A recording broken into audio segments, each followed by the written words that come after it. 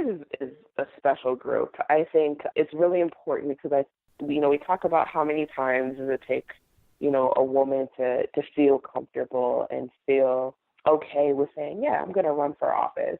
And then you really think about how many times does it take a woman of color being asked to say, yes, I'm comfortable with running for office, right? And so making sure that as Democratic women, we, are not only just like really uplifting women, but like uplifting all women, right? And specifically, like you mentioned, Milwaukee being like a really white state, right? But still being committed to diversity. And so I am their diversity trainer.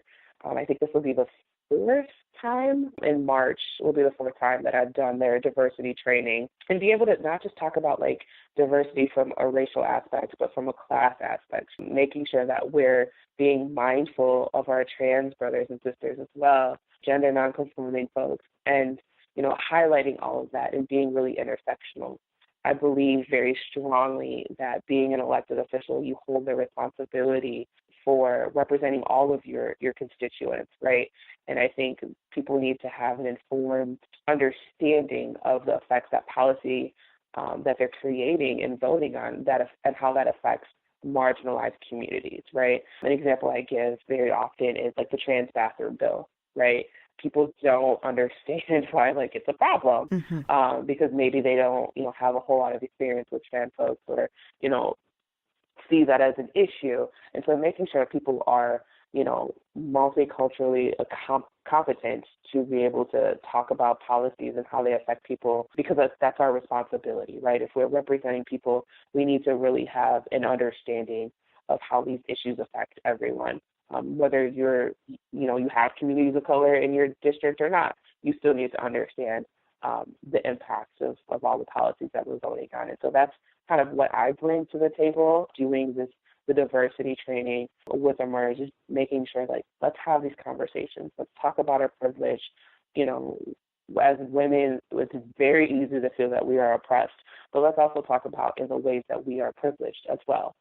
We all have privilege and we all, have our own oppressions that we walk through, but how do we bring both of those dynamics and that duality with us as, policymakers and as influencers and people that are passing laws that affect real people on a daily basis. Yeah, that's great. I'm really excited to hear that Emerge is thinking about that and being very deliberate about talking about that with the people they're training. Yeah, it's excellent. I'm really glad that it's part of the curriculum too. And these are tough conversations.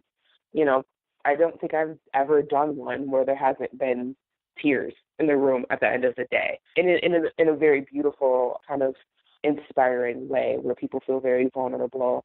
And I think this is also, if I can just say so myself, I feel like it's also the weekend in the program where they bond the most, because people really let their guard down and really understand these different dynamics at play. Well, that's great. Thank you so much for all the work that you're doing with BLOC and with Emerge, and thanks so much for coming on. This has been a really great conversation, and I'm really glad to learn about your organization. Yeah, and thank you so much for having me. This was really great. I appreciate it. Our theme music is called Sweeter Vermouth and was composed by Kevin MacLeod of Incompetech.com. It is licensed under Creative Commons by Attribution 3.0 license.